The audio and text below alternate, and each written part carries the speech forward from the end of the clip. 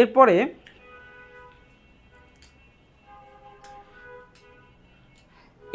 আমরা চলে যাব হচ্ছে আধুনিক পর্যায় সারণীতে।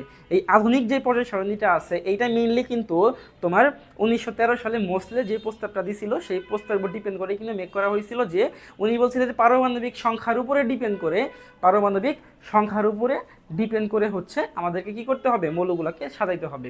তো দেখো এর পরবর্তীতে আমরা এরকম একটা মৌল পাই, এটাকে আমরা বলি মানে পর্যায় সারণী পাই, যাকে আমরা বলি আধুনিক পর্যায় সারণী। সো এই আধুনিক পর্যায় সারণীর তোমার কিছু বৈশিষ্ট্য আছে, বৈশিষ্ট্যের মধ্যে হচ্ছে তোমার মেইন যে বৈশিষ্ট্য, এখানে তোমার পর্যায় আছে কয়টা, পর্যায় মানে হচ্ছে তোমার এই বাম থেকে ডান, মনে রাখতে হবে এক্স অক্ষ বরাবর বাম থেকে ডান, এইগুলো হচ্ছে তোমার এগুলো হচ্ছে তোমার পর্যায়। হ্যাঁ, এগুলো হচ্ছে পর্যায়, বাম থেকে ডান হচ্ছে তোমার পর্যায়।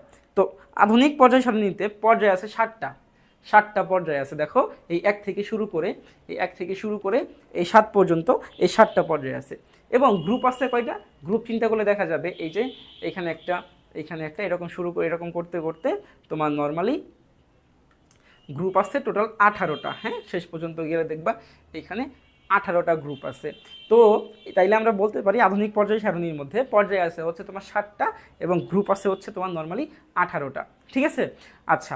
এবং এইটাও কিন্তু সেম কনসেপ্ট, যেই আমরা এই মেন্ডেলিভ যেটা বলছিল যে তুমি যদি পর্যায়ের বাম থেকে ডানের দিকে যাও তাইলে মৌলগুলোর হচ্ছে ধর্মের, রাসায়নিক এবং ভৌত ধর্মের কিছু কি পাওয়া যায়, পরিবর্তন পাওয়া যায়। আর তুমি যদি উপর থেকে নিচের দিকে নামো তাহলে ধর্মগুলোর কি হয় না, কোনো পরিবর্তন পাওয়া যায় না। যেমন যদি আমরা উপর থেকে নিচে নামি, এখানে হাইড্রোজেন, এখানে লিথিয়াম, এখানে সোডিয়াম, এখানে পটাশিয়াম, এই প্রত্যেকটা কিন্তু আসলে ধাতু, প্রত্যেকটা ধাতু। তার মানে এদের ধর্মের মধ্যে কিন্তু আসলে কোনো পরিবর্তন নাই। বাট তুমি যদি একটু সামনের দিকে আগাও, হ্যাঁ, বাম থেকে ডানের দিকে যাও, তাহলে দেখবা ধরো পটাশিয়াম, তারপর তোমার হচ্ছে ক্যালসিয়াম, স্ক্যান্ডিয়াম, এই প্রত্যেকটার মধ্যেই কিন্তু তোমার কি আছে, একটা কিন্তু পরিবর্তন পাওয়া যায়। হ্যাঁ, ভৌত এবং রাসায়নিক কিছু পরিবর্তন পাওয়া যায়। ওকে, তো এটা কিন্তু মেন্ডেলিভ কিন্তু খুবই ইম্পর্টেন্ট একটা ইনফরমেশন আমাদের দিয়ে গেছেন।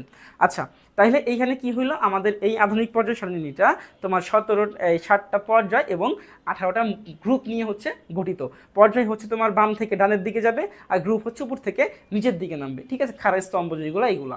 আচ্ছা, এরপরে নর্মালি বৈশিষ্ট্যগুলো আলোচনা করি। এটা একটা বৈশিষ্ট্য গেল। এরপর কি বৈশিষ্ট্য আছে, এরপরে মেনলি এখানে দেখো একটু চিন্তা করলে বোঝা যাবে যে এইখানে তোমার নিচের দিকে তোমার ল্যান্থেনাইট সারি এবং তোমার অ্যাক্টিনাইট সারি নামের দুইটা জিনিস আছে, একটা ল্যান্থেনাইট, একটা হচ্ছে অ্যাক্টিনাইট।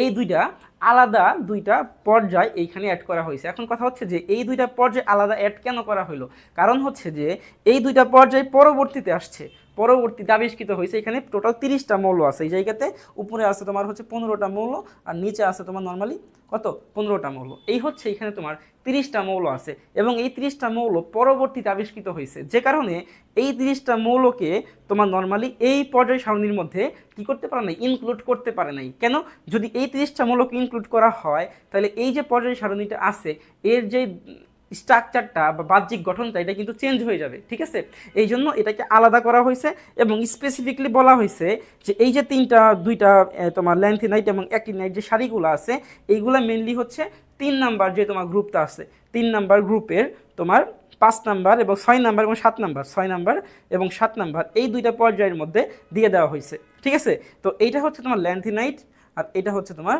অ্যাক্টিনাইট। ঠিক আছে, তাহলে ল্যান্থেনাইট হচ্ছে তোমার 3 নাম্বার গ্রুপের 6 নাম্বার পর্যায়ে থাকে, বা বলতে পারো 6 নাম্বার পর্যায়ে 3 নাম্বার গ্রুপে থাকে, আর অ্যাক্টিনাইট হচ্ছে 7 নাম্বার পর্যায়ের 3 নাম্বার গ্রুপে থাকে। ওকে, এখন যেহেতু 15টা করে মৌল এর মধ্যে ঢুকানো সম্ভব না, তা এই জন্য মূলত আমরা কি করছি, আলাদা করে পর্যায় সারণীর মূল যে অংশটা তার থেকে একটু নিচে লিখে দিছি। ওকে, আই থিঙ্ক তোমাদের জিনিসটা ক্লিয়ার। তার মানে ল্যান্থেনাইট এবং অ্যাক্টিনাইট এই যে দুইটা এই পর্যায়গুলো মেনলি হচ্ছে তোমার এই পর্যায় নাম্বার 6 এবং 7 এবং গ্রুপ নাম্বার 3-এর অংশ ওরা। ঠিক আছে, কারণ গ্রুপ নাম্বার 3-এ যতগুলো মৌল আছে প্রত্যেকটা মৌলের সাথে তোমার এই 15-30টা এই 30টা মৌলের একটা সম্পর্ক পাওয়া যায়, হ্যাঁ, একটা মিল পাওয়া যায়, এই জন্য এদেরকে মূলত এখানে দেওয়া হয়েছে। ওকে, তো এরপরে আসো নর্মালি আমাদের এখানে কি আর কি বৈশিষ্ট্য পাই। এখানে যদি আমরা প্রথম পর্যায়টা দেখি, একদম প্রথম পর্যায়ে আমি একটু এগুলো সব কিছু মুছে দিচ্ছি, আমরা একদম প্রথম পর্যায়ে দেখি। এই যে এখানে হাইড্রোজেন আছে, এই পর্যায়ে তোমার মেনলি হচ্ছে দুইটা মৌল থাকে, একটা হাইড্রোজেন আর একটা কি, আর একটা হচ্ছে হিলিয়াম। হ্যাঁ, এই দুইটা মৌল থাকে। এরপরে তুমি যদি 2 নম্বর পর্যায়ে যাও, 2 নম্বর পর্যায়ে, তাহলে 1 নম্বর পর্যায়ে মৌল কয়টা লিখে দিতে পারি, 2টা। 2 নম্বর পর্যায়ে এখানে মৌল কয়টা, লিথিয়াম থেকে শুরু করে তোমার এখানে নর্মালি সোডিয়াম পর্যন্ত, লিথিয়াম থেকে শুরু করে সোডিয়াম না সরি এখানে তোমার নিয়ন পর্যন্ত, হ্যাঁ কয়টা আছে এখানে আছে তোমার হচ্ছে 5টা, 3, 6টা আর 2টা, 8টা। তার মানে আমরা 2 নাম্বার যে পর্যায় এখানে 8টা মৌল পাই। এরপরে হচ্ছে 3 নাম্বার পর্যায়ে তুমি যদি দেখো এখানেও সেম 8টা মৌল পাবো আমরা, মানে 2 এবং 3 এইখানে আমরা 8টা করে মৌল পাবো। ওকে, আর 4 নাম্বার যে পর্যায় এইখানে আমরা মৌল পাবো হচ্ছে তোমার টোটাল দেখো খেয়াল করে 1 2 3 4 5 6 7 8 9 10 11 12 13 14 15 16 17 18, তাই না? টোটাল 18টা মৌল হচ্ছে আমরা নর্মালি 4 নাম্বার পর্যায়ে পাবো, এখানে 18টা মৌল। এবং 4 থেকে শুরু করে একদম হচ্ছে তোমার 4 এবং 5, 4 থেকে শুরু করে 4 আর 5 এইখানে কি পাবো আমরা 18টা করেই মৌল পাবো, ঠিক আছে? কিন্তু যখন আমরা 5 থেকে 6-এ চলে আসব, 6 এবং 7 এখানে কিন্তু মৌল সংখ্যা কি হয়ে যাবে, পরিবর্তন হয়ে যাবে। কিভাবে? তো এইখানে হচ্ছে 2টা, এখানে 2টা, এইখানে কিন্তু 15টা, কারণ এই কোন 15টা, এটা ল্যান্থেনাইটের 15টা, ঠিক আছে? তাহলে এখানে 15 আর 2 কত হইল 17, 18 19 20 21 22 23 24 25 26 27 28 30 30 31 32টা। তার মানে আমরা এই যে 6 নাম্বার যে পর্যায়টা আছে এখানে টোটাল পাচ্ছি হচ্ছে 32টা মৌল, ঠিক আছে? সেমভাবে তুমি 7 নাম্বার পর্যায়ে দেখো, এটা হচ্ছে অ্যাক্টিনাইটের 15টা আছে, এই জায়গাতে অ্যাক্টিনাইটের 15টা আছে। তার মানে এইখানে আমরা কি পাবো, এইখানে আমরা টোটাল 32টা মৌল পাবো, ঠিক আছে? এগুলো এমসিকিউর জন্য ইম্পর্টেন্ট। আমার প্রথম থেকে আবার বলতেছি যে একে হচ্ছে 2টা আছে 1 নাম্বার পর্যায়ে, 2 নাম্বার পর্যায়ে আছে তোমার 8টা করে, 2 থেকে শুরু করে 3 8টা করে আছে, আর 4 আর 5-এ আছে 18টা করে, 6 এবং 7-এ আছে 32টা করে। সুন্দর একটা কম্বিনেশন হয়ে গেছে, ঠিক আছে? 2 8 8 18 18 32 32, ঠিক আছে? এটা একটা সুন্দর মিল আছে, এটা পরে আমরা দেখব ইলেকট্রন বিন্যাসের সময়। এরপরে এখন যদি গ্রুপ আকারে আসি, পর্যায় শেষ, গ্রুপ আকারে আসি, তাইলে কি হবে দেখো, আমরা গ্রুপ আকারে যদি আসি এগুলাকে সরাই ফেলি, গ্রুপ আকারে আসলে নর্মালি দেখা যাবে যে 1 নাম্বার গ্রুপে তোমার টোটাল আছে কয়টা, 7টা, 1 2 3 4 1 2 3 4 5 6 7, হ্যাঁ এখানে 1 নাম্বার গ্রুপে আমার মৌল আছে কয়টা, 1 নাম্বার গ্রুপে 7টা মৌল আছে, ঠিক আছে? 2 নাম্বার গ্রুপে একটা কম, 6টা আছে। 3 থেকে শুরু করে একদম 12 নাম্বার পর্যন্ত যে গ্রুপগুলো আছে এর মধ্যে 3-এ আছে কয়টা দেখো, 3-এ আছে 1টা 2টা, আর এখানে আছে তোমার হচ্ছে 30টা।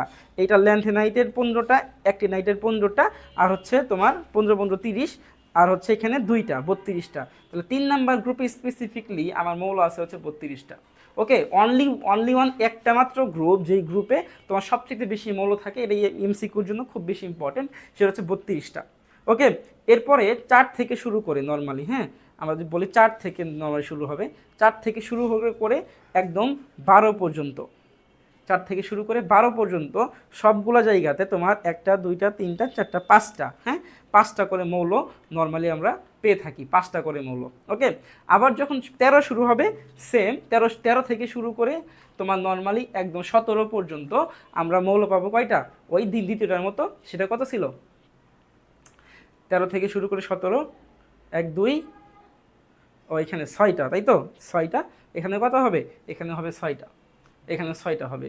আর হচ্ছে 18 নম্বর যে গ্রুপ, এখানে আবার নর্মালি কয়টা পাবো, 7টা পাবো, ঠিক আছে?